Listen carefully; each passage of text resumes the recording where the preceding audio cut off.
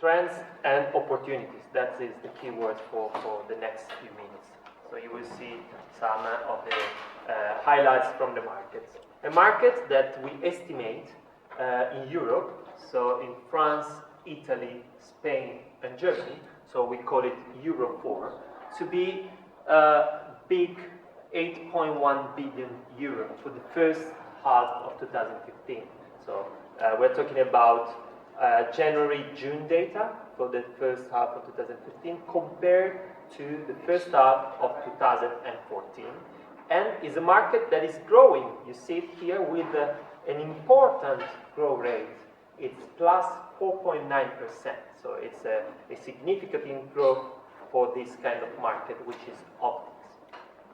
So let's see how big is the market for all the different countries that we track. So we have France, Italy, Spain, who are the biggest one, and who are on the other side the minor market. Well, we'll see here we are now placed sitting in France, which is the biggest market that we are analyzing today, that in a Euro 4 scenario accounts for 35%.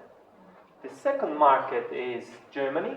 In terms of importance, we're still talking about values, with 34.5%, and then we have Italy, 17.9%, and Spain, 12.1%. But let's split up this trend, plus 4.9%, into different trend by market and see how they are contributing to this growth. Well, let's say that even if France is the biggest one, it's not showing the best result. In fact, if we see the trends of all markets, we see that it's the one that is showing the minor trend. On the other side, we have Germany, that is the country that is contributing the most, with plus 7.6%. And the two smaller, let's say, countries, Italy and Spain, which are showing very good results with a growth rate which is higher than the European average. In fact, we see Spain, the smallest market, plus 10%, so double-digit growth. So that was the situation by country. Let's see what is the difference if we split up the market by product and see how is the contact lenses market doing, how is the spectacle lenses market, and all the eyewear category. Well, if we do this exercise, and we can think of this split to be like the turnover split of an opticians, an average opticians, this is the situation in Europe. So basically, if we make 100 of an optician's turnover, we account chains, we account also independents here, we see that the biggest part of the turnover is generated by the spectacle glasses, of course, which is the core business. But now we are able to calculate and figure out the importance. So this product accounts for around 80% of his business. So this round there means have an healthy business. While on the other side, sunglasses accounts for 11%, and contact lenses and care products together for another 10%, more or less. And this big part of the turnover, so it's the total overall market, is the one that is showing the real growth of the market. In fact, if we see the trend of each market, we see exactly the same trend for spectacle lenses and for frames. This means that is a healthy growth of the business because we have an alignment between the growth of the lenses and the spectacle lenses. So it could be that the state sales are aligned. Of course, this is an average in Europe, but it's an indicator. So let's see now, product by product, a peculiarity, and we were saying at the beginning, what are the main trends? You know? So what are the main segments that are showing most positive results? And we will start from the biggest part of the turnover, which is generated by spectacle lenses. So if we try to split this market, that is, we said it's a growing one, plus 5.3, into type of lenses, from monofocal and progressive, for example, we see that nowadays, in the first half of 2015, progressive lenses account for 57, almost 58% of the total turnover generated by the lenses, while monofocal, 39. This is basically the average of Europe, and it's different country by country. In fact, we know that Germany has got even a higher importance for progressive lenses, but is the segment that is showing the real growth. In fact, here we find an average growth which is higher than the category, so plus 7%. And that is basically one of the main results that we are now witnessing on the spectacle lenses market. And in particular, if we go more deeper into this segment, so the progressive lenses, we see that in the first half of 2015, there is a specific segment which is the photochromic that is also showing good results, or with an average growth rate of 5%.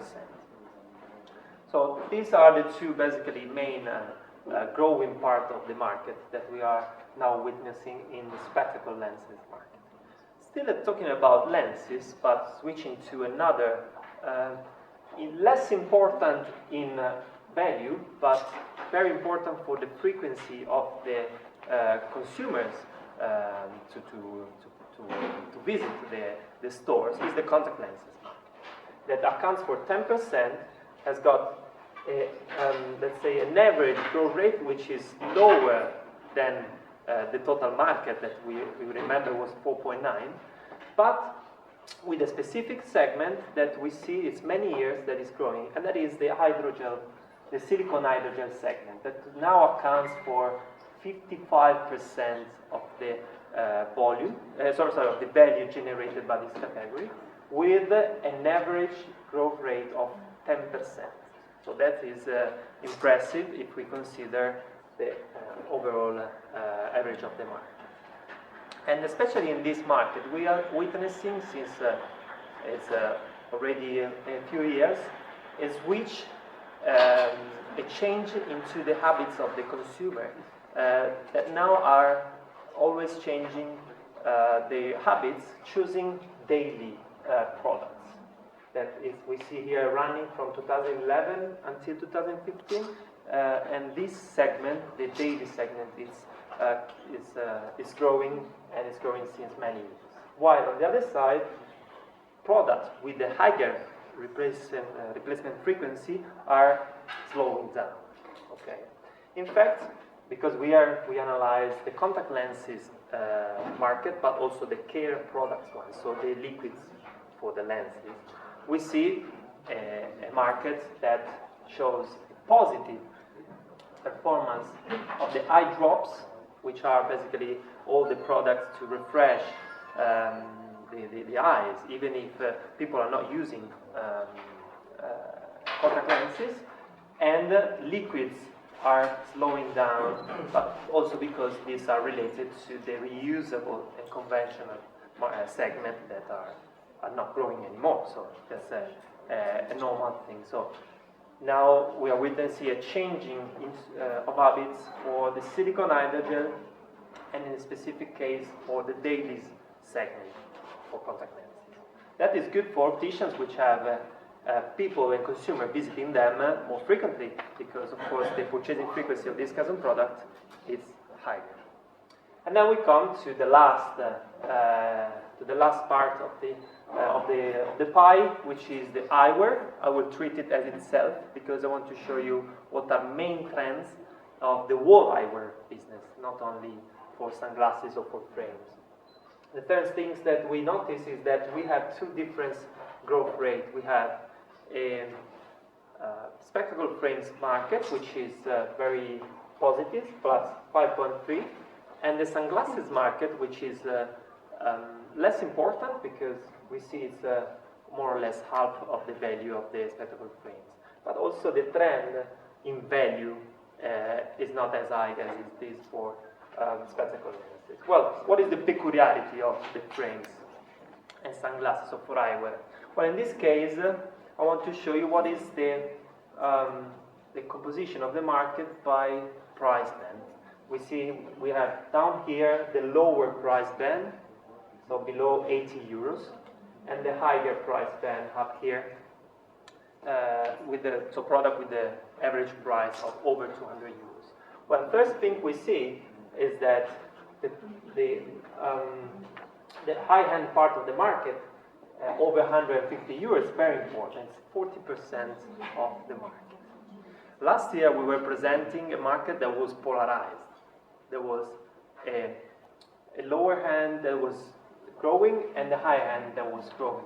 Well, even this year we can say that we notice more or less the same scenario, but there is just one small, just 20% of the market is decreasing. Just the middle segment. All the rest is recovering. So I would say that the polarization is a phenomenon that is less strong as it was 1 year ago.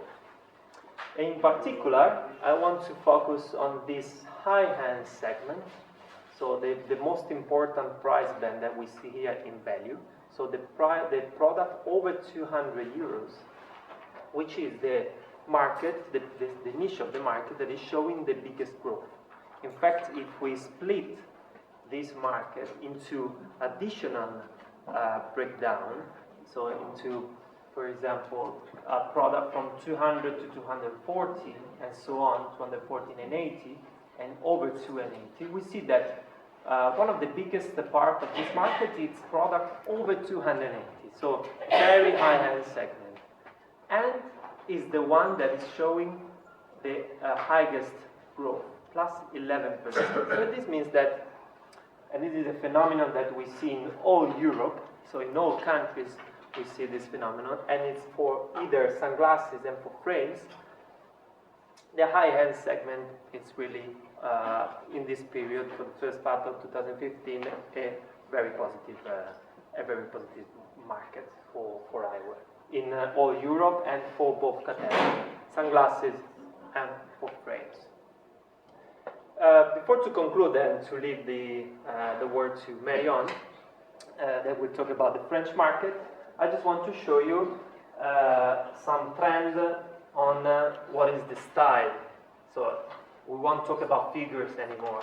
We will see just what is the main trend in terms of style. And I brought with me two analyses. One is an analysis that show you what are the best-selling model of this first part of the year, either for sunglasses and for frames, and what are their characteristics. In fact, we see here that these are selected from what are the best-selling models in the first half of 2015, and we see that either for sunglasses and for frames, it's all white power style, and it's still what is the mass of the market is showing. But if we consider the new best-selling model, so the one that we tracked and we found in the market starting from January, so the very brand new launch in the market, those have, all of them, is a peculiarity. In fact, what we see is that from the new models, and this would be basically the new trend, we see a lot of branded shades, which is basically the trend of this moment, and we think that will be also the trend of the year in the moment. And this is all done, made an analysis on what are the best-selling models for Europe and for each of the different countries in Europe that we analyzed today. And it would be interesting to see, because Marion now is going to show you what happened also in France, and you will see that we will see some peculiarities, but we don't go too far from this. Okay, thank you.